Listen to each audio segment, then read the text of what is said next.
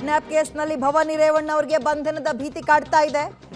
ಇದೀಗ ಬೇಲರ್ಜಿಗೆ ನಿರೀಕ್ಷಣಾ ಬೇಲರ್ಜಿಗೆ ಹಾಕಿದ್ರು, ಅದು ಸಾಧ್ಯ ಆಗಿಲ್ಲ. ಮೊದಲಿಗೆ ತಡೆ ಹಿಡಿಯಲಾಗಿತ್ತು, ನಿನ್ನೆ ಬೇಲ್ ಸಿಕ್ಕಿಲ್ಲ. ಇನ್ನು ಮುಂದಕ್ಕೆ ಏನು ಹಾಗಾದ್ರೆ? ಅಸಲಿ ಸಂಕಷ್ಟ ಇನ್ನು ಮುಂದಕ್ಕೆ ಶುರು. ಮೇ 8ರಿಂದಲೇ ಅಜ್ಞಾತ ಸ್ಥಳದಲ್ಲಿದ್ದಾರೆ, ಸಿಕ್ಕೇ ಇಲ್ಲ ಅವರು. ಈಗ ಈ ಪ್ರಶ್ನೆ ಏನಪ್ಪಾ ಅಂದ್ರೆ, ಅಧಿಕಾರಿಗಳು ಏನ್ ಮಾಡ್ತಾರೆ ಅಂದಾಗ ಲುಕ್ಔಟ್ ನೋಟಿಸ್ ಅನ್ನ ಹೊರಡಿಸ್ತಾರೆ ಅನ್ನೋ ಮಾಹಿತಿ. ಸೇಮ್ ಮಗನಿಗೆ ಮಾಡಿದ್ರಲ್ಲ, ಆರಂಭದಲ್ಲಿ ಲುಕ್ಔಟ್ ನೋಟಿಸ್ ಹೊರಡಿಸಿದ್ರಲ್ಲ, ಆ ನೋಟಿಸ್ ಅನ್ನ ತಾಯಿಯ ವಿಚಾರದಲ್ಲೂ ಕೂಡ ಅಪ್ಲೈ ಮಾಡುವ ಸಾಧ್ಯತೆಗಳು ಬಹುತೇಕ ದಟ್ಟವಾಗಿದೆ. KR ನಗರ ಕಿಡ್ನಾಪ್ ಪ್ರಕರಣಕ್ಕೆ ಸಂಬಂಧಪಟ್ಟಂತೆ ಅಜ್ಞಾತ ಸ್ಥಳದಲ್ಲಿದ್ದಾರೆ ಭವಾನಿ ರೇವಣ್ಣ. ಇವರು ದೇಶ ಬಿಟ್ಟು ಹೋಗಿಲ್ಲ, ಬಟ್ ರಾಜ್ಯದ ಯಾವ ಮೂಲೆಯಲ್ಲಿ ಇದ್ದಾರೆ ಅನ್ನೋದ್ರ ಬಗ್ಗೆ ಮಾಹಿತಿ ಇಲ್ಲ. ಹೆಚ್ಚಿನ ಡೀಟೇಲ್ಸ್ ನಮ್ಮ ಪ್ರತಿನಿಧಿ ಮುರಳಿ ನೀಡ್ತಾರೆ. ಮುರಳಿ, ಇದೀಗ ಬೇಲಂತೂ ಇಲ್ಲ, ಉಳಿದಿರುವಂತದ್ದು SITಯ ವಿಚಾರಣೆಗೆ ಹಾಜರಾಗೋದು ಒಂದೇ ಬಾಕಿ ಅಲ್ವಾ? ಈಗ ಇವರು ಈ ರೀತಿಯಾಗಿ ಅಜ್ಞಾತ ಸ್ಥಳದಲ್ಲಿದ್ರೆ ಅಧಿಕಾರಿಗಳಿಗಿರುವಂತಹ ಅವಕಾಶಗಳು ಹೇಗೆ?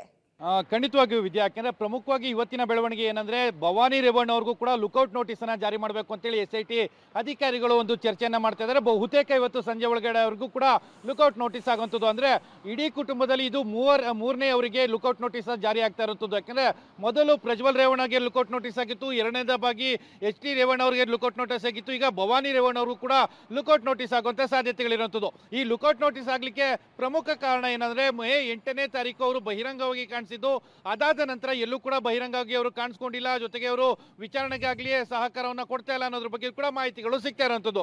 ಜೊತೆಗೆ ಅವರ ಕುಟುಂಬಸ್ಥರ ಜೊತೆಯಲ್ಲೂ ಕೂಡ ಮಾತುಕತೆಯನ್ನು ನಡೆಸ್ತಾ ಇಲ್ಲ. ಜೊತೆಗೆ ಯಾರ ಜೊತೆಯಲ್ಲಿ ಇದ್ದಾರೆ, ಎಲ್ಲಿ ಏನ್ ಮಾಡ್ತಾ ಇದ್ದಾರೆ, ಯಾವುದೇ ರೀತಿಯ ಕ್ಲಾರಿಫಿಕೇಶನ್ಗಳು ಕೂಡ ಇಲ್ಲ.